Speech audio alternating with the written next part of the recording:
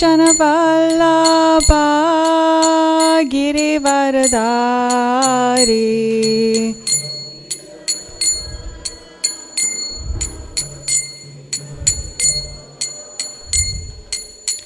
Yashodanandana Braje Janaranjana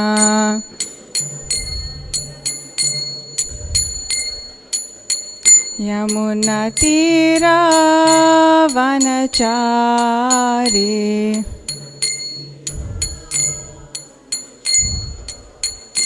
Jaya Radha Madhava Kunja Bihari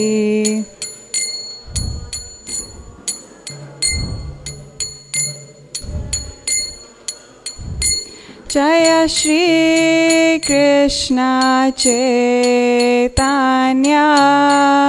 Prabhu Nityananda Shri Advaita Gadadara Shrivasadi Gaura Bhakta Vrinda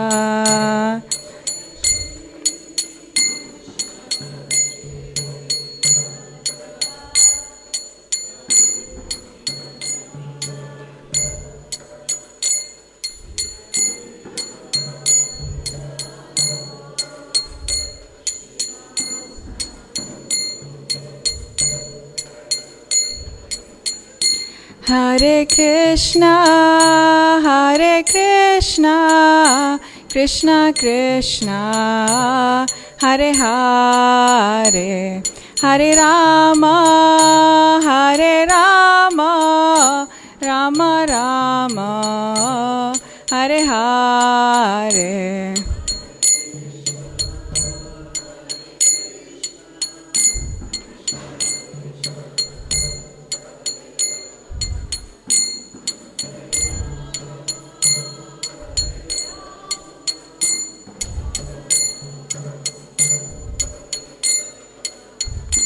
Hare Krishna,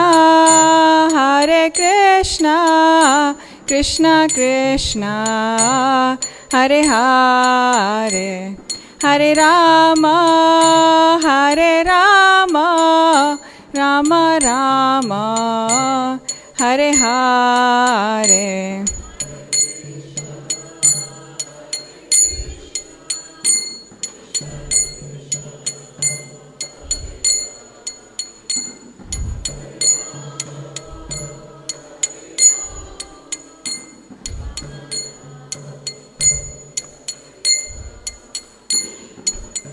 Hare Krishna, Krishna Krishna, Hare Hare, Hare Rama, Rama Rama, Hare Hare, Hare Krishna.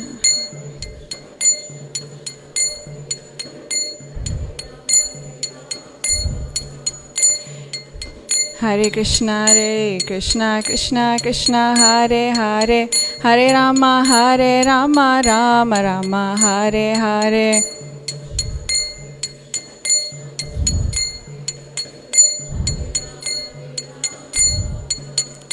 Hare Krishna, Krishna Krishna, Hare Hare, Hare Rama, Rama Rama, Hare Hare.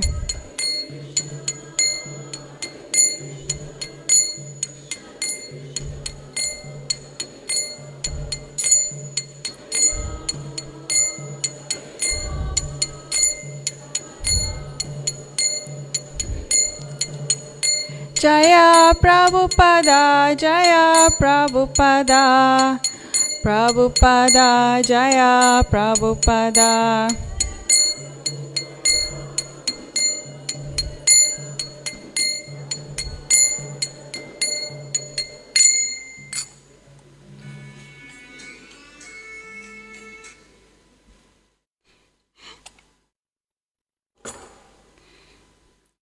Om Jnanatimirandasya Gyananjana Shalakaya Chakshur Unmilitam Yena Tasmai Shri Guruve Namaha. Thank you all for coming today and braving the weather to be part of this morning program with on the anniversary day. I'm really grateful to get the opportunity to speak on Sri Sri Radha Radhanath's anniversary day. Disclaimer, the last time I read this chapter, everyone fell asleep. So I apologize in advance if anybody feels like sleeping, but I will try to not put anyone off to sleep. So we're reading chapter 13 of Krsna Book, which is the stealing of the boys and calves by Brahma, also known as the Brahma Vimohan Leela, which means the bewilderment of Lord Brahma. And this is a very special chapter because we know Krsna Book is a summary of the 10th canto of the Srimad Bhagavatam. And chapter 13 was the last chapter that Srila Prabhupada personally translated before leaving this world. So we're very grateful to have his commentary and his purports because that was the last opportunity. So chapter 13, which we will read, is a summary study of that chapter. And just to recap, so in the previous chapter, we ended off with the killing of Aghasura. And after that killing, after Krishna killed Aghasura, Sukadev Goswami was telling Parikshit Maharaj that the residents of Vrindavan only found out about this incident 1 year later. And Parikshit Maharaj asked a natural question, why did they find out only 1 year later? And then that's how this chapter begins. The stealing of the boys and calves by Brahma. Sukadev Goswami was very much encouraged when Maharaj Parikshit asked him why the cowherd boys did not discuss the death of Aghasura until after 1 year had passed. He explained thus, "My dear king, you are making the subject matter of the transcendental pastimes of Krishna fresher by your inquisitiveness. It is said that it is the nature of a devotee to constantly apply his mind, energy, words, ears, etc. in hearing and chanting about Krishna. This is called Krishna consciousness. And for one who is wrapped in hearing and chanting about Krishna, the subject matter never becomes hackneyed or old. That is the significance of transcendental subject matter in contrast to material subject matter. Material subject matter becomes stale, and one cannot hear a certain subject for a long time. He wants change. But as far as transcendental subject matter is concerned, it is called Nitya Nava Navayamana. This means that one can go on chanting and hearing about the Lord and never feel tired, but remain fresh and eager to hear more and more. It is the duty of the spiritual master to disclose all confidential subject matter to the inquisitive and sincere disciple." Thus, Sukadev Goswami began to explain why the killing of Aghasura was not discussed until 1 year had passed.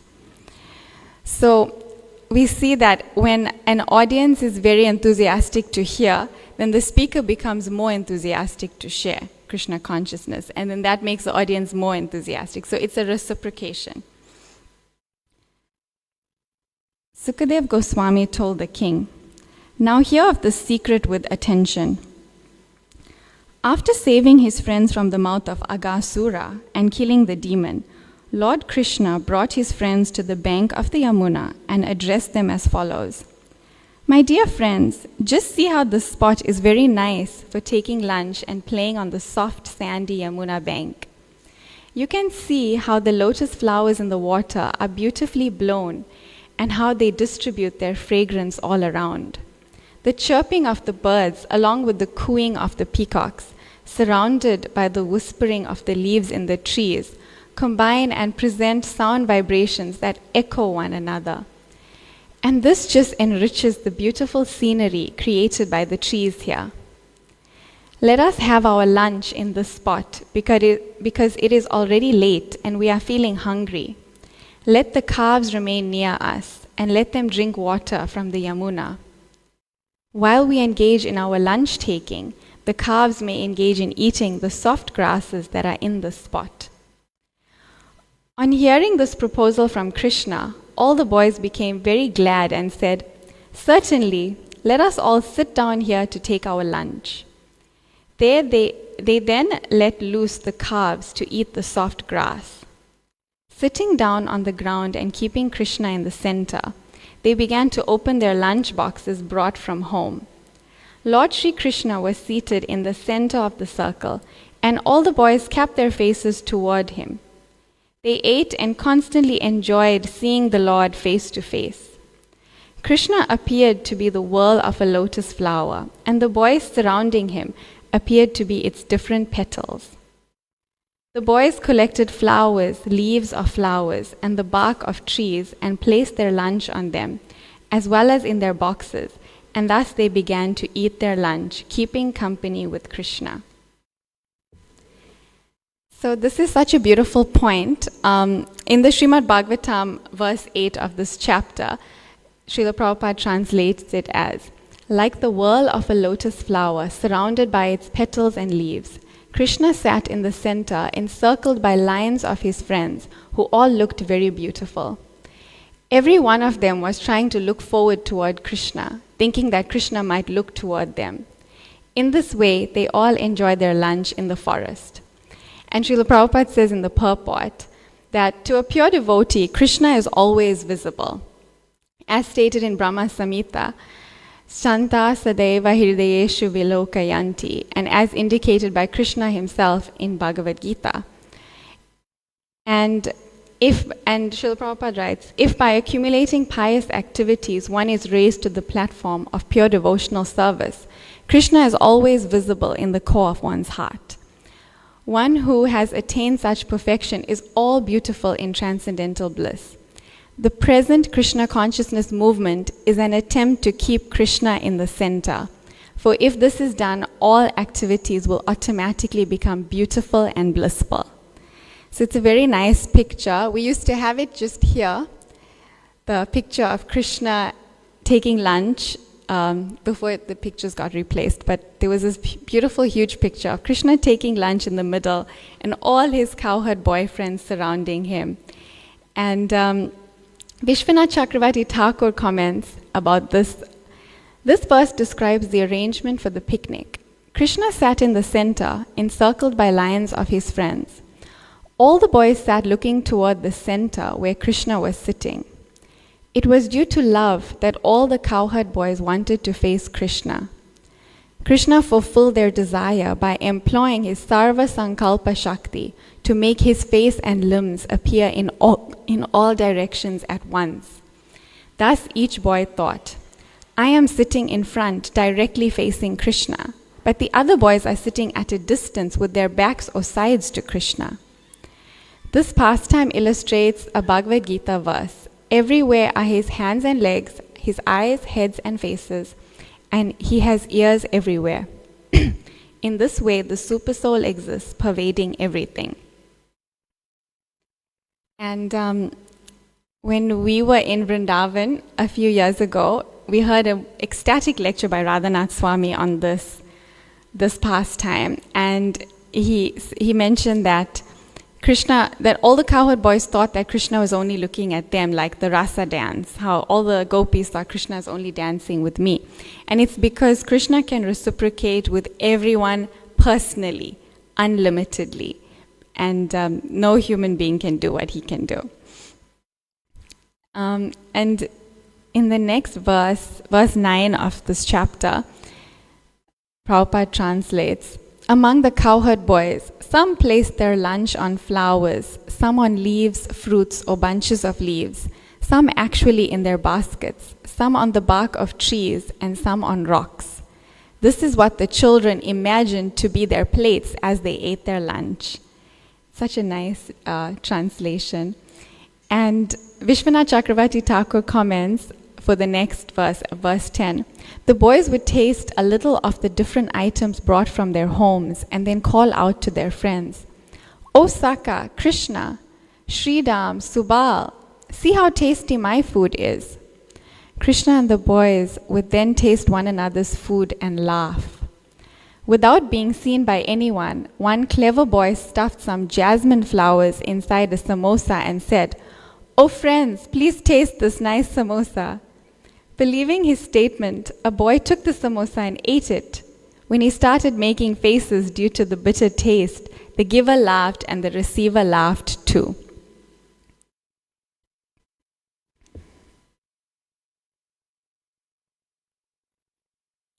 So we'll continue reading. It's all very relishable. And Vishwanath Chakravarti Thakur just finds more and more gems in this chapter and mines the jewels deeper.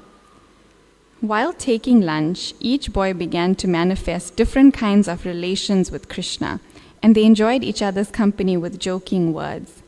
While Lord Krishna was thus enjoying lunch with his friends, his flute was pushed within the belt of his cloth on his right side, and his bugle and cane were pushed in on the left-hand side of his cloth.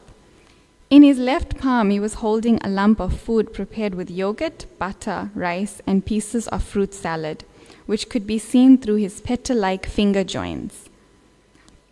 The Supreme Personality of Godhead, who accepts the results of all great sacrifices, was laughing and joking, enjoying lunch with his friends in Vrindavan. And thus the scene was being observed by the demigods from heaven. As for the boys, they were simply enjoying transcendental bliss in the company of the Supreme Personality of Godhead. So this is what's astounding about this pastime, that Krishna he only accepts offerings through sacrifice. So all the great sages will perform sacrifice to offer something and then take the remnants. But here, Krishna is playing with his friends and they're all sharing and taking each other's remnants, and it's laughing and joking. So the demigods are watching in awe. They can't believe what they're seeing. And Srila Prabhupada writes in the purport of verse 13, "In the presence of Krishna's friendship, a devotee cannot have any fear." So the cowherd boys had this supreme friendship with Krishna, and therefore they could just enjoy and relish. At that time, the calves that were pasturing nearby entered into the deep forest, allured by new grasses, and gradually went out of sight. When the boys saw that the calves were not nearby, they became afraid for their safety, and they immediately cried out, "Krishna!" Krishna is the killer of fear personified. Everyone is afraid of fear personified, but fear personified is afraid of Krishna.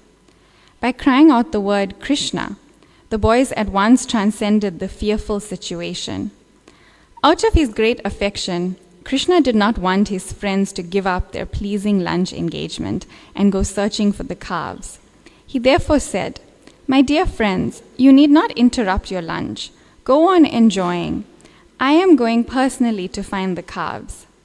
Thus Lord Krishna, still carrying the lump of yogurt and rice preparation in his left hand, immediately started to search out the calves in the caves and bushes.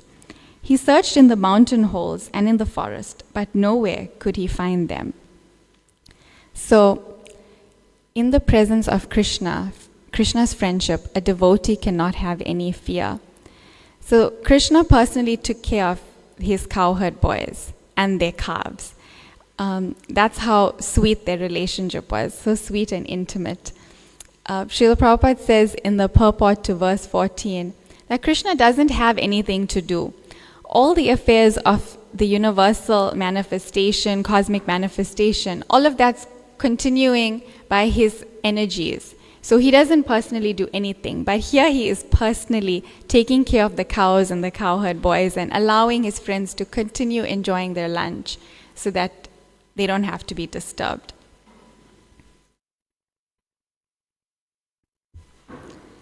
At that time, when Aghasura was killed and the demigods were looking on the incident with great surprise, Brahma, who was born of the lotus flower growing out of the navel of Vishnu, also came to see. He was surprised how a little boy like Krishna could act so wonderfully. Although he was informed that the little cowherd boy was the Supreme Personality of Godhead, he wanted to see more of the Lord's glorious pastimes, and thus he stole all the calves and cowherd boys and took them to a different place. Lord Krishna, therefore, in spite of searching for the calves, could not find them, and he even lost his boyfriends on the bank of the Yamuna where they had been taking their lunch. In the form of a cowherd boy, Lord Krishna was very little in comparison to Brahma, but because he is the Supreme Personality of Godhead, he could immediately understand that all the calves and boys had been stolen by Brahma. Krishna thought, Brahma has taken away all the boys and calves. How can I alone return to Vrindavan? The mothers will be aggrieved. So, Lord Brahma wanted to test the Supreme Lords because he's also stunned. He's seeing that the Lord is enjoying with all his friends like an ordinary human being. How can he be the Supreme Personality of Godhead? So he decided, let me see more of his power. And so he stole the calves and the cowherd boys. But Krishna could immediately understand what was going on. And Srila Prabhupada writes in the purport to this verse 15, that Brahma is born materially from a lotus flower, and therefore he was subject to material bewilderment and the 4 defects, and forget Krishna's exalted position, because anybody who is born materially has the propensity to forget. And Prabhupada also writes something very interesting, which Vishwanath Chakravarti Thakur also says, that Mahamaya can't actually touch Krishna's personal associates. So it was a Maya cowherd boys and calves that Brahma actually stole. Just like when Ravana tried to kidnap Sita and it wasn't the real Sita. So Prabhupada writes, Brahma wanted to take away Krishna's associates, but instead he took away some other boys and calves. Ravana wanted to take away Sita, but that was impossible, and instead he took away Maya Sita. Similarly, Brahma took away Maya Barka, boys manifested by Krishna's Maya. Brahma could show some extraordinary opulence, but he could not show any extraordinary potency to Krishna's associates. That he would see in the very near future. Anyone materially born is subject to bewilderment. And that's why this pastime is called the Brahma Vimohan Leela. Materially born persons cannot fully understand Krishna. Even the demigods cannot understand him. Everyone, from Brahma down to the small insect, must take lessons from Krishna. And Vishwanath Chakravarti Thakur comments that one should not claim that Brahma's power of illusion could actually exert influence over omniscient Krishna and his dear cowherd boys. Brahma's power of illusion put the boys to sleep, but this was allowed only for the purpose of Krishna's pastimes. In actuality, the cowherd boys were put to sleep by Krishna's Yoga Maya potency. And Sukadev Goswami would not describe the real cowherd boys as being created by the external energy. It is proper to say that Brahma had stolen some other forms of boys created by the external energy. The boys and calves that Brahma stole were created by Maya. Since that Maya arises from the Lord's Maya, one could say that everything was under the Lord's Maya. Bewildered by the Lord's energy, Brahma stole the calves and boys created by Maya in order to see Krishna's power. Thus, when Brahma desired to steal the boys and calves, Yoga Maya hid the real boys and calves, and Mahamaya instantly produced exact replicas for Brahma to steal. And another point is that Lord Balaram was not here that day. He had stayed back because it was his birthday and his mother wanted to have offerings and to celebrate it in an auspicious way. So he didn't actually get stolen. And he didn't know anything that had happened for the whole year because Krishna also allowed him to be covered by Yoga Maya.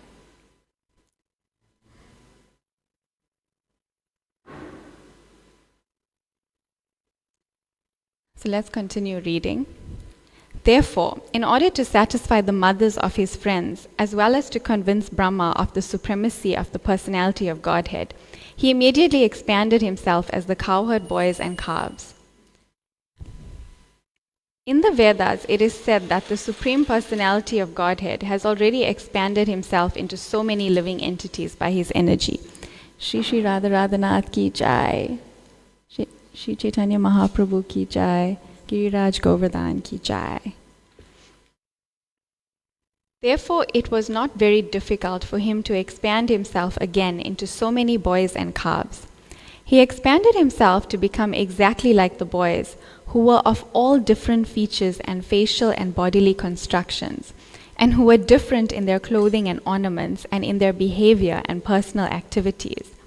In other words, although each boy, being an individual soul, had entirely different tastes, activities, and behavior, Krishna exactly expanded himself into all the different positions of the individual boys. He also became the calves, who were also of different sizes, colors, activities, etc. This was possible because everything is an expansion of Krishna's energy. In the Vishnu Purana, it is said, Parasya Brahmana Shakti.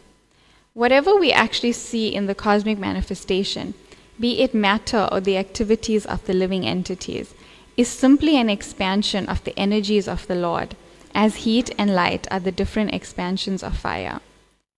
Thus, expanding himself as the boys and calves in their individual capacities, and surrounded by such expansions of himself, Krishna entered the village of Vrindavan. The residents had no knowledge of what had happened. After entering the village of Vrindavan, all the calves entered their respective cowsheds, and the boys went to their respective mothers and homes.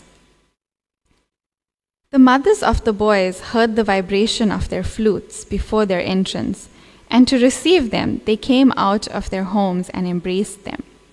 And out of maternal affection, milk was flowing from their breasts, and they allowed the boys to drink it.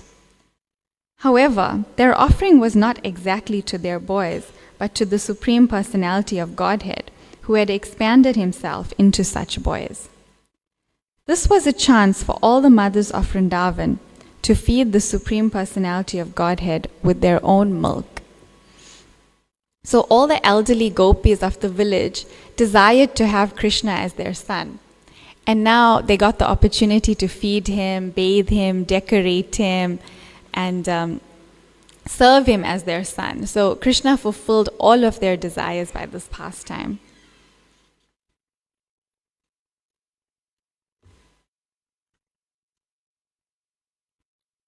Therefore, not only did Lord Krishna give Yashoda the chance to feed him, but this time he gave the chance to all the other elder gopis. All the boys dealt with their mothers as usual, and the mothers also, on the approach of evening, bathed their respective children, decorated them with tilak and ornaments, and gave them necessary food after the day's labor.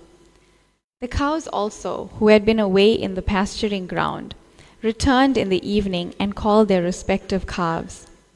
The calves immediately came to their mothers, and the mothers began to lick the bodies of the calves. These relations of the cows and the gopis with their calves and the boys remained unchanged, although actually the original calves and boys were not there. Actually, the cows' affection for their calves and the elder gopis' affection for their boys causelessly increased. Their affection increased naturally, even though the calves and boys were not their offspring. Although the cows and elder gopis of Vrindavan had greater affection for Krishna than for their own offspring, after this incident, their affection for their offspring increased unlimitedly, exactly as it did for Krishna. For 1 year continuously, Krishna himself expanded as the calves and cowherd boys and was present in the pasturing ground. As stated in the Bhagavad Gita, Krishna's expansion is situated in everyone's heart as the Supersoul. Similarly, instead of expanding himself as the Supersoul, he expanded himself as the portion of calves and cowherd boys for 1 continuous year. So this is an interesting point, that all the gopis had more affection for Krishna than their own children. That is the opposite of what we experience here. Everybody loves their own children more than anyone else's children. But in the spiritual world, everybody loves Krishna the most. So here it's considered selfless if we can love another's child the same way we love our own child. That's an extraordinary level of love and selflessness. In the spiritual world, the gopis finally loved their own children the same way they loved Krishna, because that was actually Krishna. And nobody understood why they were loving their own children and why the cows were loving their calves as much as they loved Krishna, because Krishna covered everyone with his Yoga Maya potency.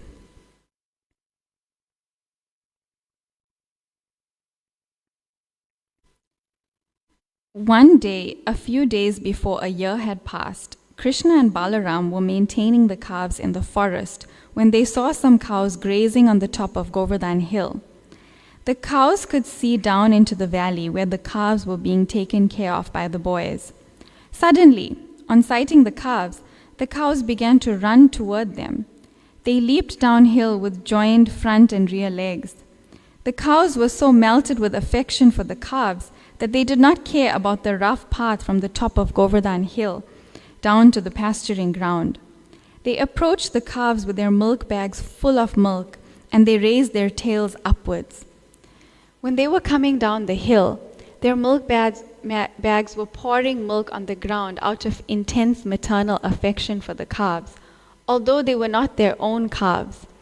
These cows had their own calves, and the calves that were grazing beneath Govardhan Hill were larger. They were not expected to drink milk directly from the milk bag, but were satisfied with the grass. Yet all the cows came immediately and began to lick their bodies, and the calves also began to suck milk from the milk bags. There appeared to be a great bond of affection between the cows and the calves. When the cows were running down from the top of Govardhan Hill, the men who were taking care of them tried to stop them. Older cows were taken care of by the men, and the calves are taken care of by the boys. And as far as possible, the calves are kept separate from the cows, so that the calves do not drink all the available milk. Therefore, the men who were taking care of the cows on the top of Govardhan Hill tried to stop them, but they failed. Baffled by their failure, they were feeling ashamed and angry. They were very unhappy, but when they came down and saw their children taking care of the calves, they all of a sudden became very affectionate toward the children. It was very astonishing. Although the men came down disappointed, baffled, and angry, as soon as they saw their own children, their hearts melted with great affection. At once their anger, dissatisfaction, and unhappiness disappeared. They began to show paternal love for the children, and with great affection they lifted them in their arms and embraced them. They began to smell their children's heads and enjoy their company with great happiness. After embracing their children, the men took the cows back to the top of Govardhan Hill. Along the way, they began to think of their children, and affectionate tears fell from their eyes. When Balaram saw this extraordinary exchange of affection between the cows and the calves, and between the fathers and their children, when neither the calves nor the children needed so much care, he began to wonder why this extraordinary thing had happened. He was astonished to see all the residents of Vrindavan so affectionate to their own children, exactly as they had been to Krishna. Similarly, the cows had grown affectionate to the calves, as much as to Krishna. Balaram therefore concluded that the extraordinary show of affection was something mystical, either performed by the demigods or by some powerful man. Otherwise, how could this wonderful change take place? He concluded that this mystical change must have been caused by Krishna, whom Balaram considered his worshipable personality of Godhead. He thought, it was arranged by Krishna, and even I could not check its mystic power. Thus Balaram understood that all those boys and calves were only expansions of Krishna. So the sight of the cows running down to see their calves, who were actually older, it said that the cows had newer calves that were born within that year that should be taking the milk. But these were not those calves. These were the older calves who were actually Krishna, and they were running to feed their milk, and the older cows didn't need milk, but because of that affection they wanted to feed the older calves' milk because they were Krishna. And it said that they were, licking them like as if they're going to swallow the calves because with so much affection. And even the cowherd men, they saw their sons and they were smelling their heads and just filled with affection. And for Balaram, it must be odd because you're seeing this great display of affection which you didn't see all the other days. But actually, Vishwanath Chakravarti Thakur explains that Balaram was covered over and Krishna gradually removed his Yoga Maya potency from Lord Balaram. And that's how, for the whole year until 6 days before the 1 year was up, Balaram didn't notice this because this was happening. This extraordinary show of affection was happening. But Balaram didn't notice it, and none of the residents of Vrindavan noticed it. So, when Prabhupada translated this verse, he said, initially Balaram thought these cowherd boys must be great sages or demigods, but then he knew that they could only be the energy of Krishna. Who else can bewilder me? Balaram said this. And Vishwanath Chakravarti Thakur is asking, why did Balaram realize this now, after seeing it for so many days, and why didn't the other cowherd men even notice this? It was because they were all covered by Yoga Maya from the day of the Brahma Vimohan Leela.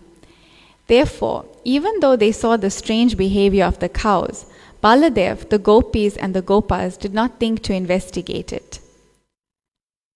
Baladev is the elder brother of the cause of the universe and his dear friend, so Krishna should not have deceived him. Though Krishna should have revealed everything to Baladev before this, he did not, because he did not want Balaram to suffer any separation from Sridham and his other friends for the period of a year. So that answers the question, why would Krishna cover Balaram over? It's because of that bond of friendship with Balaram and the other cowherd boys. He didn't want him to know that they were actually Krishna beforehand. Then, after a year passed, when the Lord desired, Yogamaya gradually withdrew her cover from Balaram. It was done gradually so that Baladev could take the viewpoint of the devotee and also immerse him in the ocean of the Lord's power. So that's what Vishwanath Chakravarti Thakur says is the reason for Krishna covering Balaram and then gradually removing the covering.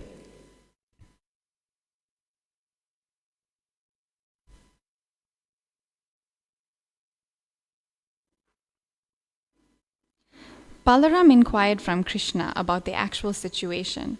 He said, "My dear Krishna, in the beginning I thought that all these calves and cowherd boys were either great sages and saintly persons or demigods.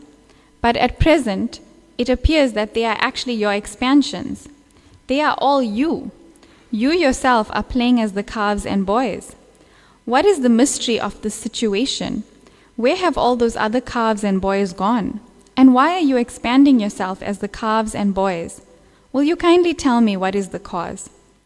At the request of Balaram, Krishna briefly explained the whole situation, how the calves and boys had been stolen by Brahma, and how Krishna was concealing the incident by expanding himself so people would not know that the original calves and boys were missing.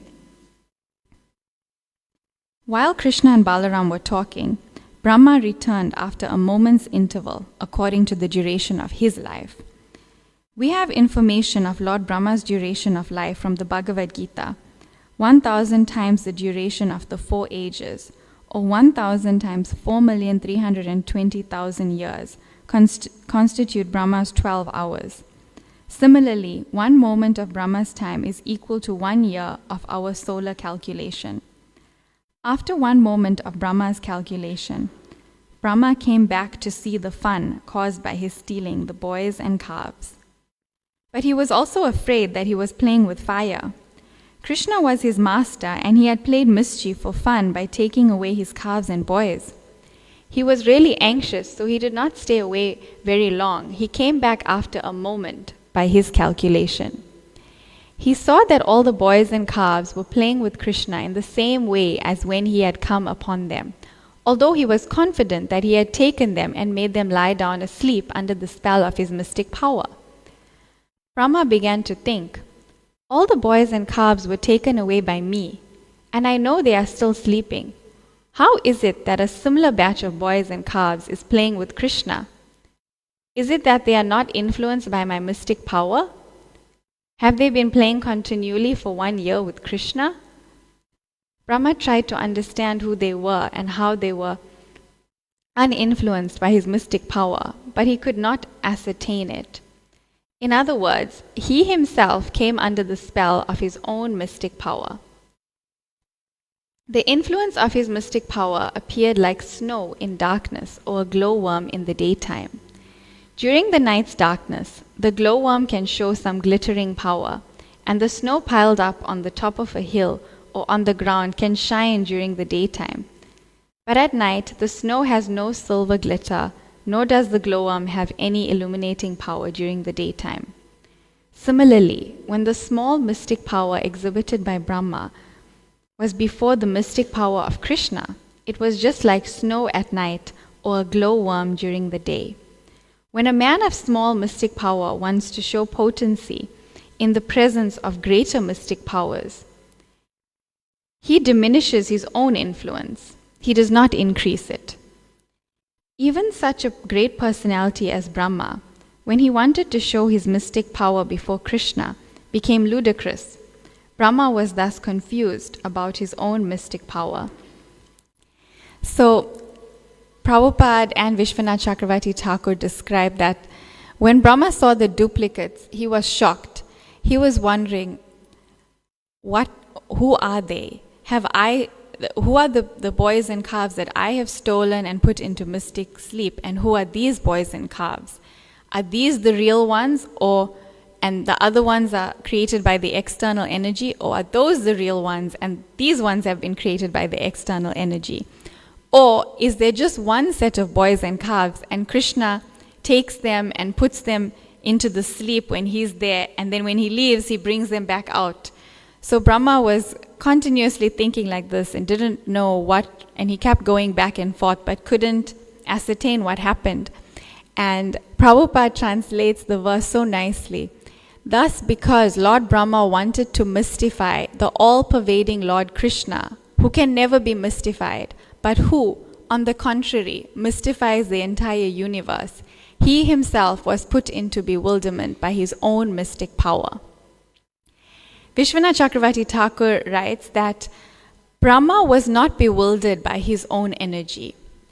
Brahma was bewildered in a special way. The reason for this extreme bewilderment was Brahma's great offense in attempting to use his powers to mystify the Lord. One should not think that Brahma was bewildered by his own Maya, because Maya does not have the power to bewilder its shelter. So Vishwanath Chakravarti Thakur is clarifying that it was due to his mentality, Brahma's intention to trick the Lord, that he ended up getting tricked.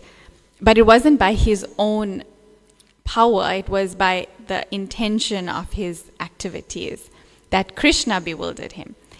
And Srila Prabhupada says in the purport to this verse that this is actually the mentality of how the scientists are challenging God.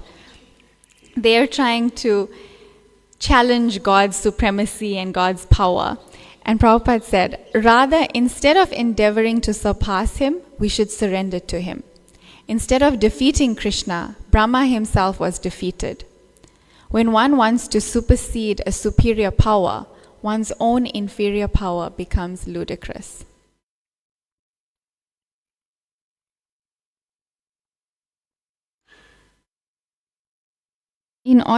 So we'll continue reading. In order to convince Brahma that all those calves and boys were not the original ones, the calves and boys who were playing with Krishna transformed into Vishnu forms. Actually, the original ones were sleeping under the spell of Brahma's mystic power. But the present ones, seen by Brahma, were all immediate expansions of Krishna or Vishnu. Vishnu is the expansion of Krishna, so the Vishnu forms appeared before Brahma. All the Vishnu forms were of bluish color and dressed in yellow garments. All of them had 4 hands, decorated with cloud disc, lotus flower, and conch shell. On their heads were glittering golden helmets inlaid with jewels.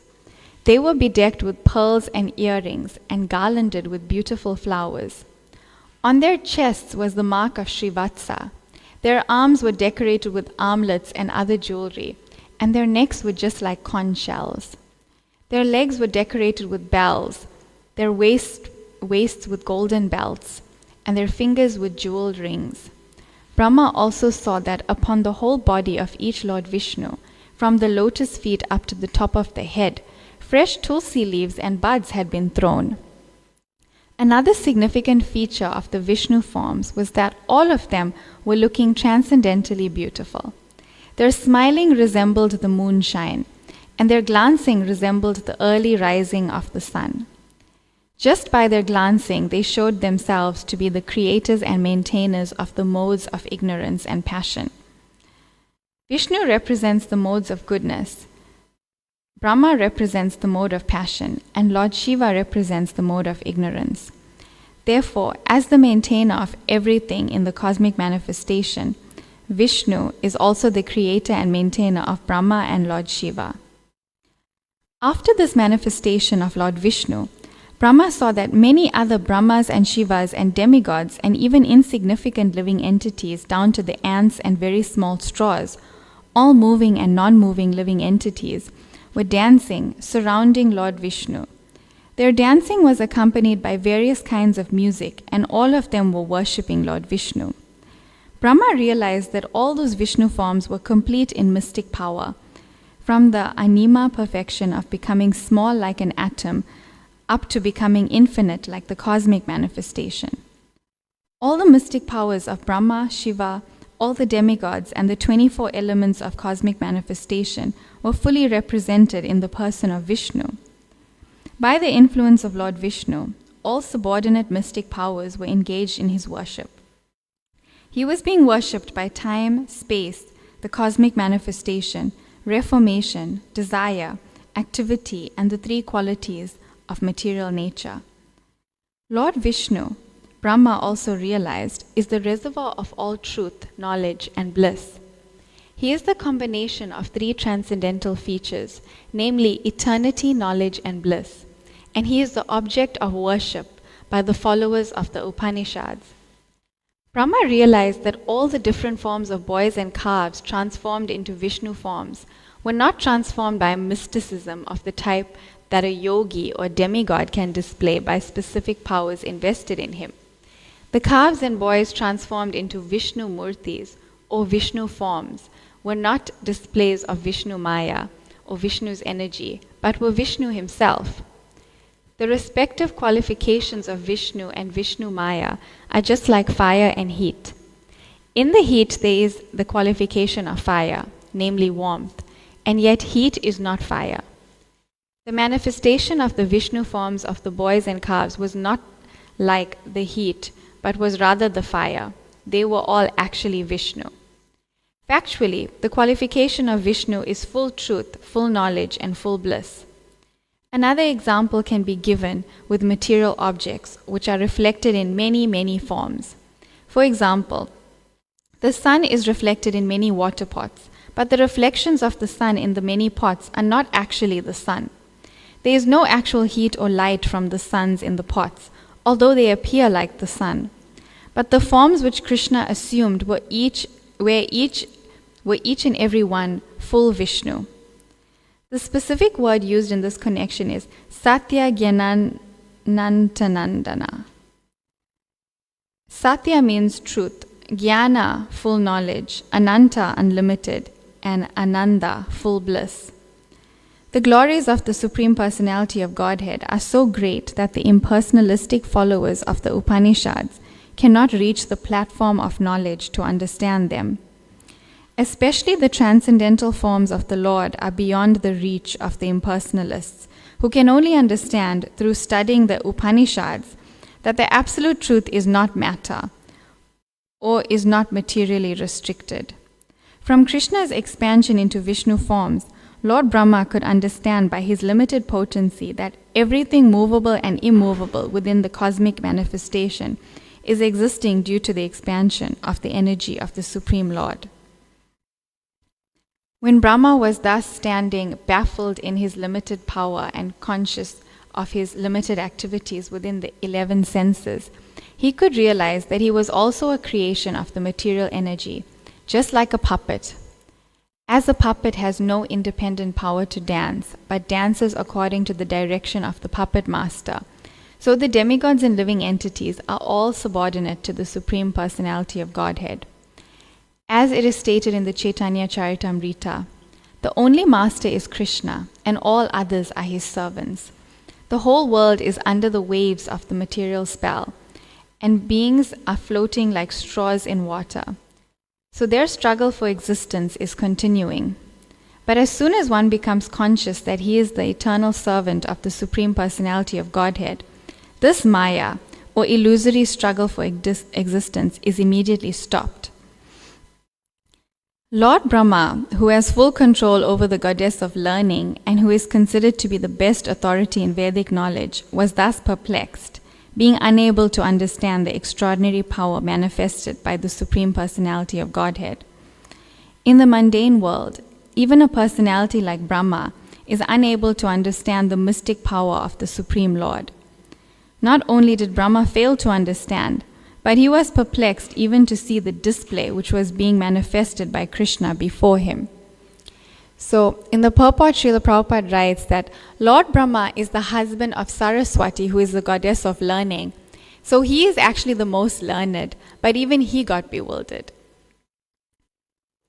Krishna took compassion upon Brahma because of his inability to see how Krishna was displaying the forms of Vishnu and transforming himself into calves and cowherd boys.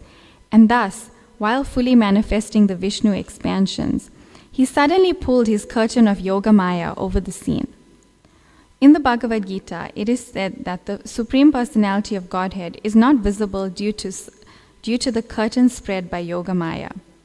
That which covers the reality is Mahamaya, or the external energy, which does not allow a conditioned soul to understand the Supreme Personality of Godhead beyond the cosmic manifestation. But the energy which partially manifests the Supreme Personality of Godhead and partially does not allow one to see is called Yoga Maya. Brahma is not an ordinary conditioned soul. He is far, far superior to all the other demigods, and yet he could not comprehend the display of the Supreme Personality of Godhead. Therefore, Krishna willingly stopped manifesting any further potency. The conditioned soul not only becomes bewildered, but is completely unable to understand. The curtain of Yoga Maya was drawn so that Brahma would not become more and more perplexed. When Brahma was relieved from his perplexity, he appeared to awaken from an almost dead state, and he began to open his eyes with great difficulty. Thus he could see the external cosmic manifestation with common eyes. He saw all around him the super excellent view of Vrindavan, full with trees, which is the source of life for all living entities. He could appreciate the transcendental land of Vrindavan, where all the living entities are transcendental to ordinary nature. In the forest of Vrindavan, even ferocious animals like tigers live peacefully along with the deer and human beings. He could understand that because of the presence of the Supreme Personality of Godhead, Vrindavan is transcendental to all other places and is free of lust and greed. Srila Prabhupada describes this in this beautiful verse, the description of Vrindavan. And in the purport, he mentions how Vrindavan is a place where even naturally inimical entities like animals and human beings all are friends. They all work together to serve Krishna. The center is Krishna, and everybody loves Krishna. And he describes it for quite a while about Vrindavan and its beauty. And then Prabhupada mentions Durban, South Africa in this purport, which is one of the last purports. It's actually the fourth last purport that Srila Prabhupada translated and commented on while being on this planet. And he says, Vrindavan, so the verse is, Vrindavan is the transcendental abode of the Lord, where there is no hunger, anger, or thirst. Though naturally inimical, both human beings and fierce animals live there together in transcendental friendship. And Prabhupada writes, in the material world, one may collect funds all over the world in order to distribute food freely. Yet those to whom the food is given may not even feel appreciative. The value of Krishna consciousness, however, will gradually be very much appreciated. For instance, in an article about the temple of the Hare Krishna movement in Durban, South Africa, the Durban Post reported, all the devotees here are very active in the service of Lord Krishna, and the results are obvious to see. Happiness, good health, peace of mind, and the development of all good qualities. This is the nature of Vrindavan. Without Krishna consciousness, happiness is impossible. One may struggle, but one cannot have happiness. We are therefore trying to give human society the opportunity for a life of happiness, good health, peace of mind, and all good qualities through God consciousness. So it's very nice that Srila Prabhupada thought of South Africa in his final days and translated it and connected this temple to this very exalted purport of the description of Vrindavan, and how there's natural appreciation, natural cooperation, natural friendship, all for the service of Krishna.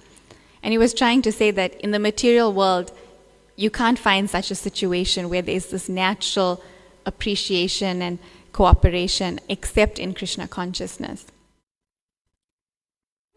Immediately Brahma descended from his great swan. Oh, sorry, I missed a paragraph. Brahma thus found Sri Krishna, the Supreme Personality of Godhead, playing the part of a small cowherd boy. He saw that little child with the lump of food in his left hand, searching out his friends and calves, just as he had actually been doing 1 year before, after their disappearance. Immediately Brahma descended from his great swan carrier and fell down before the Lord just like a golden stick. The word used among the Vaishnavas for offering respect is Dandavat. This word means falling down like a stick. One should offer respect to the superior Vaishnava by falling down straight, with his body just like a stick. So Brahma fell down before the Lord just like a stick to offer respect, and because the complexion of Brahma is golden, he appeared to be like a golden stick lying down before Lord Krishna. All the 4 helmets on the heads of Brahma touched the lotus feet of Krishna. Brahma, being very joyful, began to shed tears, and he washed the lotus feet of Krishna with his tears. Repeatedly he fell and rose as he recalled the wonderful activities of the Lord. After repeating obeisances for a long time, Brahma stood up and smeared his hands over his eyes. Seeing the Lord before him, he, trembling, began to offer prayers with great respect, humility, and attention. Thus ends the Bhaktivedanta purport of the 13th chapter of Krishna, the stealing of the boys and calves by Brahma. So this ends the chapter, and it leads into the next chapter, which is a very amazing chapter. Brahma's prayers to Krishna are the most famous and beautiful prayers. And I wanted to note a point that in the purport of verse 62, Prabhupada states that Lord Brahma offered dandavats, and usually the demigods don't touch the ground, but by coming down and touching the ground, he gave up his prestige as a demigod. So he gave up that pride and surrendered to Krishna. And just the last points I'll make before ending, because I know we're a little bit over time. In the Chaitanya Shikshamrita by Bhaktivinoda Thakur, there's a description of the demons of Vrindavan and the anarthas in our hearts they represent. And it is said that when we read the pastimes of Krishna, then that destroys those anarthas in our hearts, those specific anarthas. So this pastime isn't really a demon per se, but it is there is an anartha being represented here, which is fruitive activity, speculative knowledge, and disrespecting the Lord's Madhurya feature in favor of his Aishvarya feature. So reading this pastime will free us from fruitive activity, speculative knowledge, and it rectifies the offense of disrespecting the Lord's Madhurya feature in favor of his Aishvarya feature.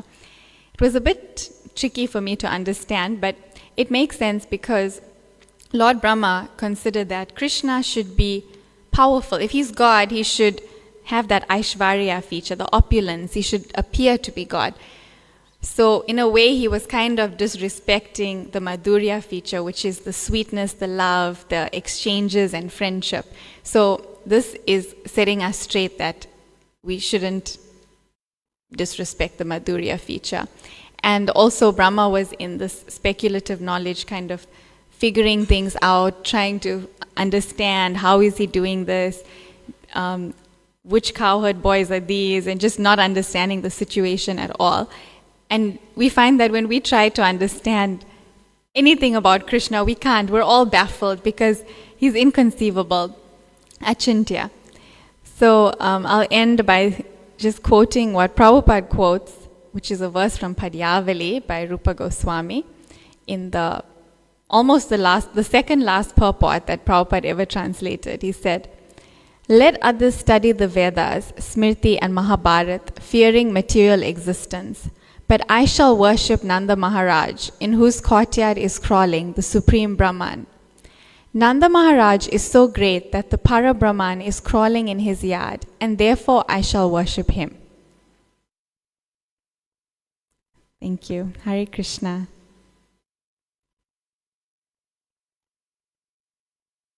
What happens now? Is there a question? Or is there like a time limit? We can have a question. Okay. If there's any questions, I don't know if I'll be able to answer them. Just disclaimer.